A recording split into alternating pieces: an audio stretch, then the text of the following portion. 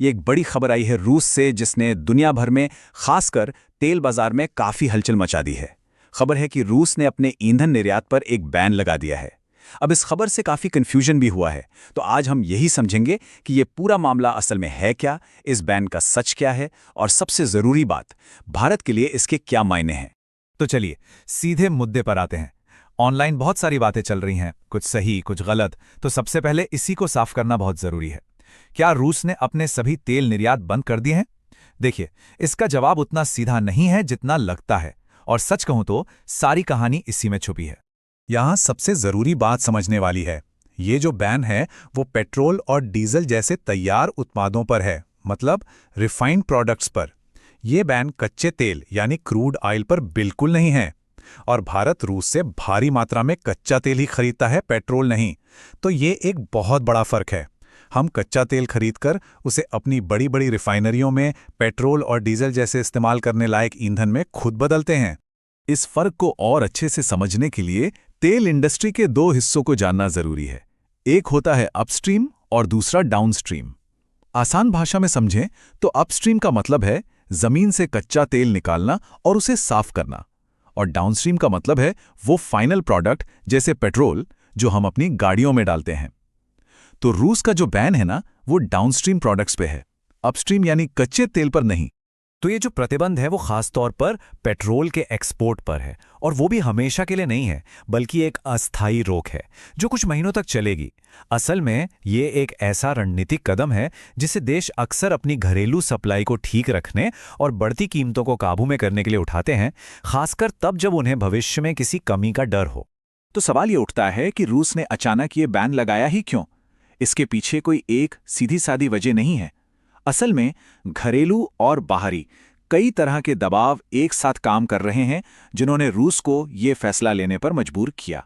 ये असल में घरेलू, सैन्य और आर्थिक दबावों का एक मिलाजुला असर है। देखिए, एक तरफ तो कोई भी सरकार ये नहीं चाहती कि ईंधन की बढ़ती कीमतों की वजह से उसके नागरिक परेशान हों। दूसरी तरफ रूस को अपनी रिफाइनरियों पर हो रहे ड्रोन हमलों से भी जूझना पड़ रहा है, और साथ ही पूरी दुनिया के तेल बाजार में जो अनिश्चितता बनी हुई है उसका भी सामना करना पड़ रहा है। ये दिखाता है कि जमीन पर जो युद्ध चल रहा है उसका असर कितना गहरा है। यूक्रेन के ड्रोन हमलों ने रूस के ईंधन को रिफाइन और एक्सपोर्ट करने की क्षमता पर सीधा असर डाला है। अब आप खुद सोचिए, जब आपकी लगभग 40% प्रोडक्शन कैपेसिटी एकदम से ठप हो जाए तो पहली प्राथमिकता तो यही होगी ना कि अपने घर की, अपने देश की सप्लाई को सुरक्षित किया जाए। और इन सब के ऊपर से एक और बात है, रूस में वसंत और गर्मियों के महीनों में ईंधन की मांग वैसे भी काफी बढ़ जाती है। अप्रैल से खेती का मौसम शुरू हो जाता है, जिसके लिए ट्रैक्टरों और मशीनों में डीजल की जरूरत पड़ती है। फिर गर्मियों में लोग घूमने फिरने के लिए ज्यादा निकलते हैं, गाड़ियां चलती हैं। तो इन सभी जरूरतों को पूरा करने के लिए रूस पहले से ही ये पक्का कर रहा है कि उसके पास अपने लोगों के लिए तेल का पूरा स्टॉक मौजूद हो।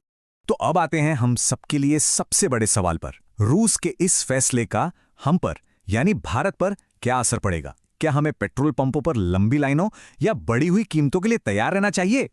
तो अच्छी खबर यह है कि इसका सीधा असर यानी डायरेक्ट इम्पैक्ट बहुत ही कम है। जैसा हमने पहले ही बात की, भारत रूस से पेट्रोल नहीं बल्कि कच्चा तेल खरीदता है। लेकिन हाँ, हमें इसके अप्रत्यक्ष प्रभावों यानी इनडायरेक्ट इम्पैक्ट्स पर जरूर नजर रखनी होगी। देखिए, जब रूस जैसा एक बड़ा तेल उत्पादक देश बाजार से पेट्रोल की सप्लाई अचानक कम कर देता है तो इससे पूरी दुनिया में कीमतें बढ़ने का खतरा रहता है।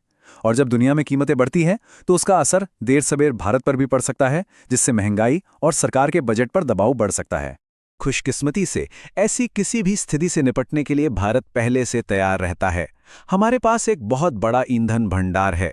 सरकार के मुताबिक हमारे पास स्ट्रेटेजिक और कमर्शियल दोनों भंडारों को मिलाकर लगभग 60 दिनों की सप्लाई के लिए पर्याप्त तेल मौजूद है। ये रिजर्व किसी भी अचानक आए वैश्विक संकट से निपटने के लिए एक सुरक्षा कवच, एक शॉक एब्जॉर्बर की तरह काम करते हैं। अब यहाँ कहानी और भी दिलचस्प हो जाती है। बात सिर्फ रूस की नहीं है।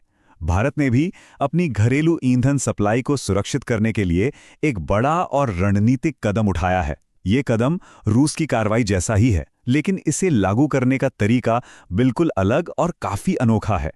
तो रूस की तरह एक्सपोर्ट पर पूरी तरह से बैन लगाने के बजाय भारत सरकार ने एक अलग रास्ता अपनाया है। भारत ने अपने ही देश से होने वाले ईंधन के एक्सपोर्ट पर एक खास टैक्स लगा दिया है। इसका सीधा मतलब ये है कि अब भारतीय कंपनियों के लिए पेट्रोल डीजल बाहर बेचना थोड़ा महंगा हो जाएगा, ताकि वे ज़्यादा से ज़्यादा ईंधन देश के अंदर ही बेचें और यहाँ कोई कमी ना हो। यहाँ आप देख सकते हैं कि ये टैक्स किस पर और कितना लगा है। डीजल के एक्सपोर्ट पर प्रति लीटर ₹1.5 का टैक्स लगा है और हवाई जहाज में इस्तेमाल होने वाले जेट फ्यूल यानी ATF पर ₹9.5 का अतिरिक्त टैक्स लगाया गया है। ये नंबर बहुत सोच समझकर तय किए गए हैं, ताकि कंपनियों के लिए इन ईंधनों को भारत के अंदर बेचना विदेश भेजने के मुकाबले ज़्यादा फायदेमंद साबित हो। अब सवाल ये कि खास तौर पर डीजल और जेट फ्यूल को ही क्यों चुना गया, क्योंकि ये दोनों हमारी अर्थव्यवस्था के लिए बेहद ज़रूरी हैं। डीजल तो हमारी इकोनॉमी की रीढ़ की हड्डी है, हमारे ट्रक, ट्रैक्टर, इंडस्ट्री सब कुछ इसी पर चलता है। इसकी कीमत बढ़ने का मतलब है हर चीज़ का महंगा होना। और जहां तक जेट फ्यूल की बात है, तो हमारा एविएशन सेक्टर पहले से ही काफ़ी मुश्किलों से गुजर रहा है, इसलिए सरकार ATF की सप्लाई को स्थिर रखकर उसे और मुश्किल में नहीं डालना चाहती। तो जब हम इन सभी घटनाओं को एक साथ रखकर देखते हैं, एक तरफ रूस का बैन और दूसरी तरफ भारत का ये नया टैक्स, तो ये हमें आज की दुनिया और वैश्विक व्यापार के बदलते माहौल के बारे में क्या बताता है? ये दोनों ही कदम एक ही बड़े ट्रेंड की ओर इशारा करते हैं कि आज की इस अनिश्चित दुनिया में देश अब पहले अपना घर वाली नीति पर चल रहे हैं। मतलब हर देश सबसे पहले अपनी घरेलू ज़रूरतों और अपनी अर्थव्यवस्था की स्थिरता पर ध्यान दे रहा है। हर कोई ये पक्का करना चाहता है कि सबसे पहले उनके अपने लोगों की ज़रूरतें पूरी हों। लेकिन इसका मतलब ये बिल्कुल भी नहीं है कि अंतर्राष्ट्रीय सहयोग खत्म हो गया है। ऐसा नहीं है। मिसाल के तौर पर अपनी ज़रूरतों पर ध्यान देने के बावजूद भारत ने हाल ही में संकट के समय में अपने पड़ोसी देश श्रीलंका को ईंधन भेजकर मदद भी की। ये दिखाता है कि अपनी ज़रूरतों को पहली प्राथमिकता देने के साथ साथ देश अभी भी एक दूसरे की मदद कर रहे हैं। तो ये पूरी कहानी हमें एक बड़े और महत्वपूर्ण सवाल के साथ छोड़ जाती है।